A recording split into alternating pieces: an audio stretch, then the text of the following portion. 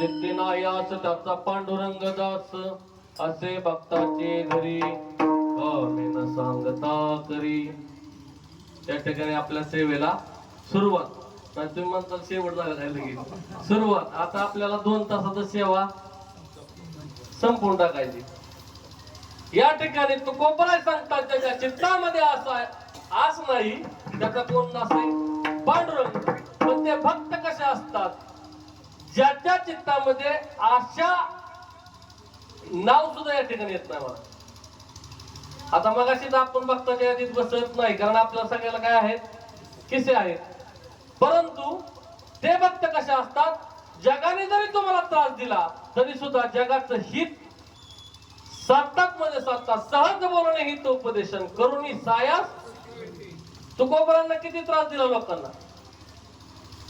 5वा वेद ज्यांनी निर्माण केला आपला माता सुधरावा म्हणून ज्यांनी 5वा वेद सुरुवात या ठिकाणी उपस्थित केला. परंतु आपला माता आपल्या मात्याने काय केलं तोच वेद महाराज पाण्यामध्ये बुडवला. नाही कधी तक्रार केली. परंतु लोकांनी तुकोबरा म्हणतात कोपला पाटील गावीचे हे लोक आता कोण भीती झाली. पाटील सुद्धा गावचा या ठिकाणी कोपला तरी सुद्धा महाराज कधी सुद्धा कोणालाही बोलले नाहीत. ते असतात भक्त. तुकोबरांच्या अंगावरती उकळतं पाणी टाकलं महाराज उकळतं. तुकोबरांनी कोणालाही काही म्हणलं नाही.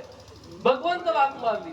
जळो माझी काया लागला वनवा दावरे केशवा माय बाप. भगवंताला हाक मारली. भगवंत त्या ठिकाणी एका क्षणात उपस्थित झाला. कारण ज्या ठिकाणी भक्ताचा छळ होतो त्या ठिकाणी देव महाराज कोटेने दिसे पाहता परंतु उडी घाल्यावरती एका क्षणामध्ये भगवान परमात्मा प्रकट होतो. भक्तामध्ये किती जरी या ठिकाणी त्रास झाला भक्तांना स्त्री एकान्न करता मेली परंतु कधीही देवाकडे काय मागितलं चित्ती नाही. या ठिकाणी तुम्ही कुठल्याही भक्ताचं उदाहरण घ्या. नामदेवरायांचं उदाहरण घ्या. महाराज नामदेवरायांचं देवाने स्वतः जरी दिलं तरी सुद्धा महाराज नाही स्वीकार केला. किती लाडीवाळा भक्त. प्रेम म्हणलं की नामदेवराय या ठिकाणी डोळ्यासमोर येतात. महाराज बिदरच्या बादशाहचे सरदार या ठिकाणी तुकोबरांचे सासरे आहेत. बिदरच्या बादशाहचे सरदार 844 घोडे ज्यांच्याकडे होते ज्यांच्या ताब्यात 844 घोडे त्यांनी दिवाळीच्या सणाला या ठिकाणी राजायला आणण्याकरता एक पत्र पाठवलं. महाराज आपल्या एका सेवकाला घेतलं 4 घोडे त्याच्या बरोबर लावलं आणि पत्र घेऊन नामदेवरायांच्या या ठिकाणी दारासमोर तो लकोटा घेऊन सेवक महाराज उभा आहे. आज या ठिकाणी गोनाई साहेब होत्या. त्या दामाशेठने या ठिकाणी बघितलं लकोटा वाचला आणि त्या लकोट्यामध्ये लिहिलं होतं की दिवाळीच्या सणाला माझ्या राजाला या ठिकाणी पाठवावं. आता दिवाळीच्या सणाला की असावती राजाईच्या डोळ्यात महाराज या ठिकाणी अश्रू आलं. दामाशेठीने विचारलं गोनाई साहेबांना पत्र आलंय, त्या पत्राचा काय निरोप द्यायचा? त्या गोनाई साहेबांनी सांगितलं पहिलीच दिवाळी लक्ष्मीपूजन होतं या ठिकाणी पाठवता येणार नाही. राजाईनातून आवाज दिला, मामांजी मला या दिवाळीला या ठिकाणी माहेराला नाही पाठवलं तरी चालेल, पण माझ्या भावाला या ठिकाणी भाऊबीजेच्या दिवशी बोलवा.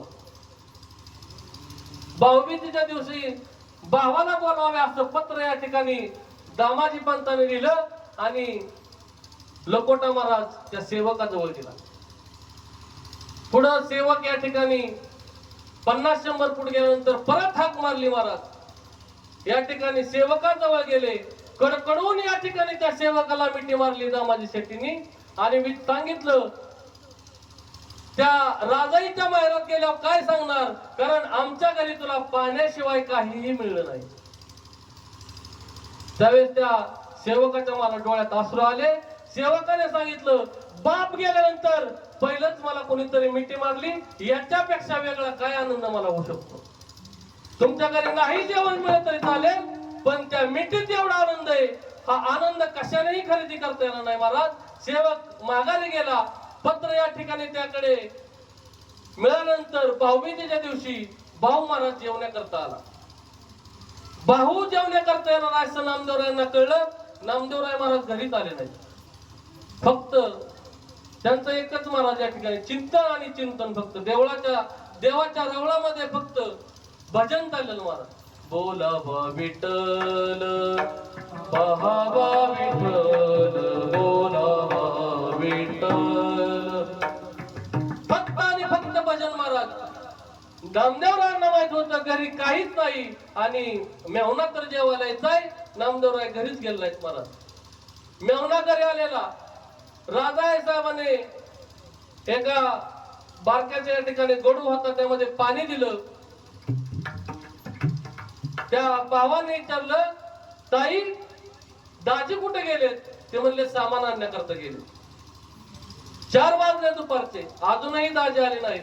संध्याकाळी 7 वाजले. महाराज फक्त पाणी पिऊन तो भाऊ झोपला. 2 गडी त्याच्यासोबत आले होते, 4 घोडे होते. महाराज सकाळी दुसऱ्या दिवशी दिवस उगल्यानंतर उठला आणि त्याने सांगितलं ताई मला जावं लागेल, मी 8 दिवस तुझ्या करता उपाशी राहील, परंतु मालकाचे घोडे माझ्या बरोबर आलेले आहेत.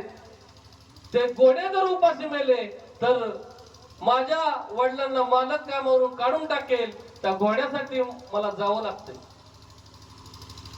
रुक्मिणी आई साहेबाला हे बघवलं नाही. महाराज रुक्मिणी आई साहेब देवाकडे गेल्या. अहो तुमचा देव पण कोण मानेल, अगदी फक्त तुमचं चिंतन करणारा भक्त आहे आणि त्याच्याकडून विनमुख त्याचा पावना जातोय. रात्रंदिवस तुमचं फक्त दिनरजनी हाची धंदा, गोविंदाचे पावाडे तुमचं भजन करतोय, कोण तुम्हाला मोठेपणा देईल? रुक्मिणी आई साहेबाला भगवान परमात्मा म्हणतात, रुक्मिणी तुला वाटतंय का मी त्यांना काय देत नसेल? मी देण्याचा भरपूर प्रयत्न करतो, पण घेत नाहीत ते. मला काय माहित नाही म्हणले. आताच्या आता त्यांची दरिद्रता घालवावं लागेल तुम्हाला. देवाने या ठिकाणी महाराज लगेच रूप पालटलं. पाठीवरती 25 किलो होन टाकलं. होन, आता होन म्हणजे होनचा भाव सोन्याच्या 3 पटीने असतो. म्हणजे आता 1.5 लाखाचा भाव सोन्याचा आहे, त्याच्या 3 पटीने म्हणजे 4.5 लाख रुपये तोळा आणि ते 25 किलो. महाराज किती घरी गेल्या हिशोब लावा, आता हिथं नका लावा. 25 किलो होन महाराज पाठीवरती टाकलं आणि नामदेवरायांच्या दारासमोर आले आणि हाक मारली, कोण आहे घरात? ती म्हणली राजाई. बाकीची सगळी कामानिमित्त निघून गेले. दामासेठीचं घर आहे का? ते म्हणले हो. नामदेवराय, गोनाई आई साहेब, राजाई, ते रेशन कार्डच वाचायला लागलं. लाडाई, साखराई, विटा, वादा, गोदा असे तुमच्याच घरातली माणसं आहेत का? ते म्हणले हो. रेशन दुकान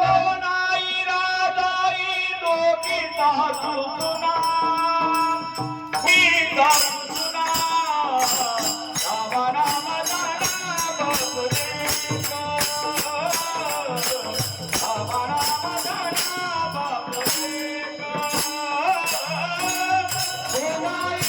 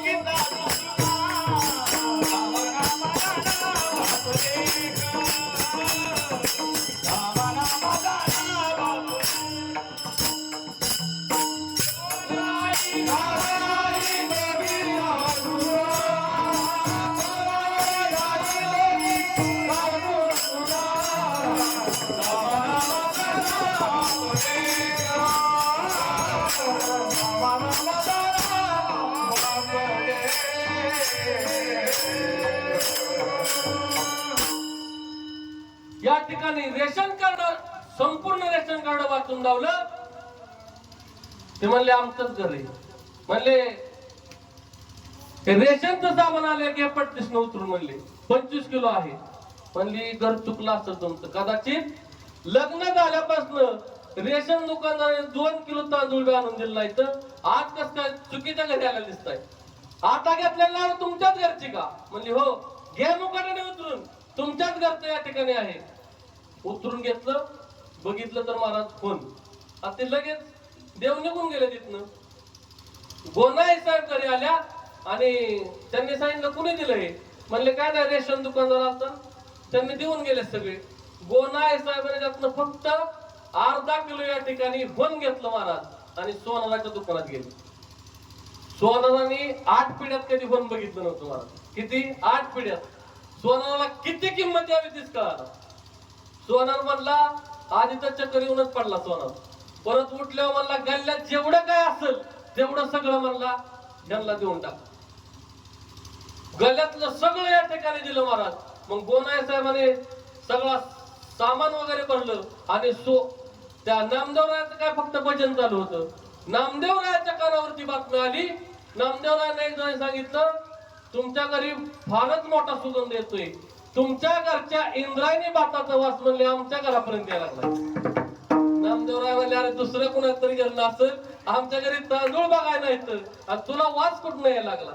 म्हणले जाऊन बघा एकदा तुम्ही.